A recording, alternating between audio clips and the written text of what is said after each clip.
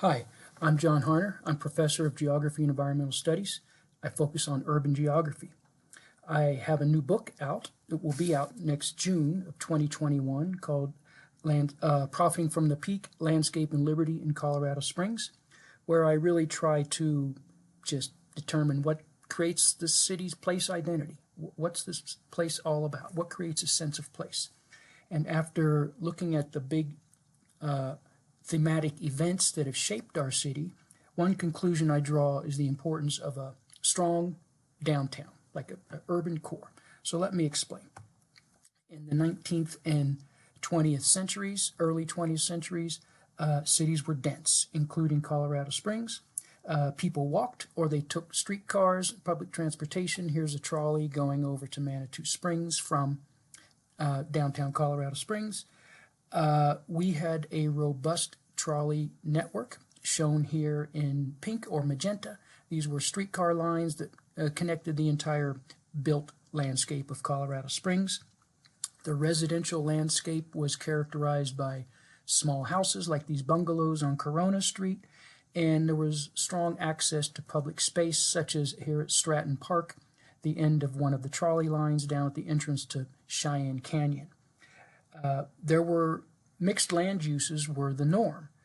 So here's another map from 1920 of the streetcar lines with the shown the extent of the built-up area of the city, and the yellow dots are all grocery stores. There were 135 of them in 1920, so every neighborhood had their own little corner market, and people could walk to them. It was mixed-use environments with a lot of access to transit to get around. In the post-World War II environment, we subsidized automobile transit and suburban growth. So there was huge investment in roads and mass production of single-family homes. So you see here this map on the left in this yellow or mustard color was the city limits in 1950, and here's the city limits in 2010. So you see a massive expansion of the urban footprint. Planners and developers, as we built this new infrastructure, tore down the old urban fabric of the downtown. So here's a photo, an aerial shot looking from the southeast towards the Antlers Hotel. I've highlighted some blocks here in yellow that were once characterized by small businesses, housing, mixed-use environment, a lot of different land uses.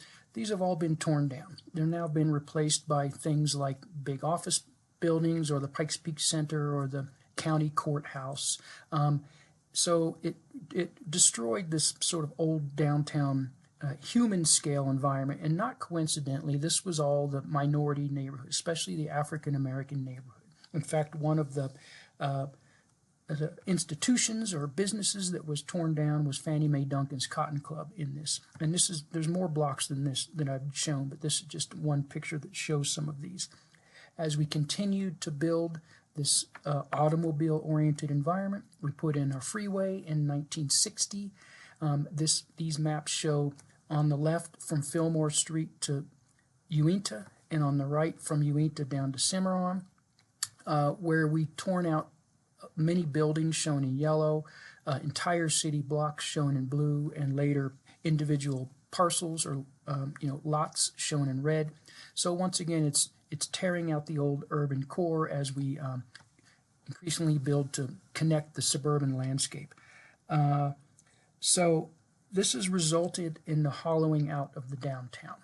These maps show on the left 1940 and on the right 2010, and the two downtown census tracts are shown in yellow. And you can see the top map with the blue circles is the population, and its downtown population has decreased from 40 to 2010, and the bottom are housing units. So the number of housing units have decreased from 1940 to 2010.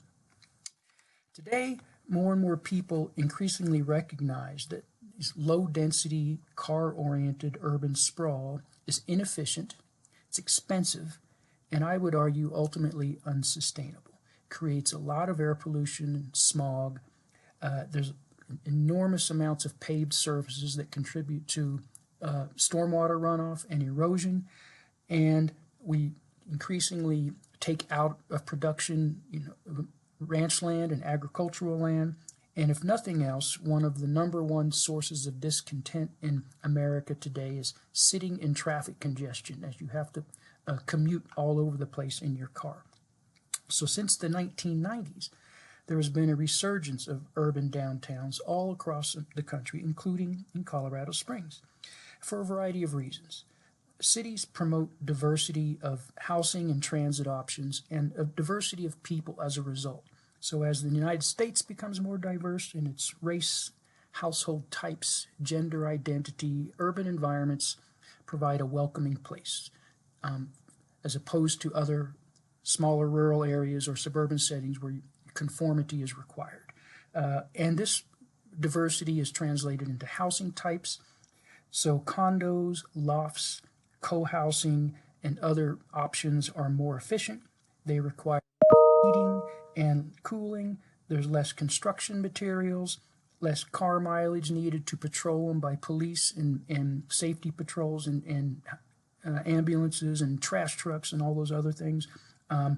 Urbanization is one of the key components of sustainability for reducing carbon emissions. Furthermore, alternative infrastructure for transportation like bike trails, walking, and public transit not only reduce car mileage, but they promote active living and healthy lifestyles. As people become less interested in stuff or in just acquiring possessions, and they're looking for more active lifestyles, these urban settings provide such things. So for a variety of reasons, they can be more sustainable and perhaps more healthy. But important for me, and particularly for this book I wrote, the importance of the historic core is necessary for creating a real strong sense of place, right? There's a level of authenticity to these historic landscapes, such as the Mining Exchange Hotel, which originally was a mining exchange, the largest one west of the Mississippi for the Cripple Creek gold mining. And compare these to the bland and homogeneous and sort of standardized big box model that we have in suburban landscapes. In fact, Tejon Street has just won an award for the great streets in Colorado Springs. So they provide a level of excitement and historic ambiance that you don't get in the surrounding areas. Colorado Springs downtown is also what the whole city markets and brands as it tries to build an identity. Recently around the Olympics, we have the new Olympic Museum. So even if you don't live downtown or it's not in your daily activity space, the importance of this strong core is used for the strength of the whole region. People think of these landscapes when they think of Colorado Springs. The downtown also is important for a variety of other reasons because urban environments bring people together. They create a sense of community. Even in this time of COVID, where we are trying to maintain social distancing, one day, believe it or not, hopefully sooner than later, COVID will be gone. But even while we do maintain social distancing, the importance of connectivity can't be overstated. There are spillover benefits, and as you have unexpected encounters with other people that contribute to community building and also business negotiations. There are agglomeration economies or savings that businesses get by locating nearby to others. The face-to-face contact is still important for many industries. And the cultural institutions and the museums, art galleries, they have events, public lectures, all these functions that serve to promote a strong connection of the place, right? And a sense of connection, place connections among the people. So the downtown is an economic hub for the entire region. Once again, whether you work there or not, it's important for the whole greater metropolitan area. And it can offer a better model for urban sustainability. So what can UCCS do to contribute to this? One, we can strengthen our public transportation between downtown and our campus. Bus number 9 runs straight downtown every half hour. Good way to get back and forth. We can strengthen our bike trails and other forms of connectivity. We can strengthen our housing around and on campus so that people don't need to drive all the time. And of course, we can grow and invest in our downtown campus, which has a lot of functions, which makes UCCS situated in the heart of the city and really promotes a sense of identity for us along with the city. So thank you very much. I look forward to responding to people in this summit and look forward for my book, which will be out next June. Thank you.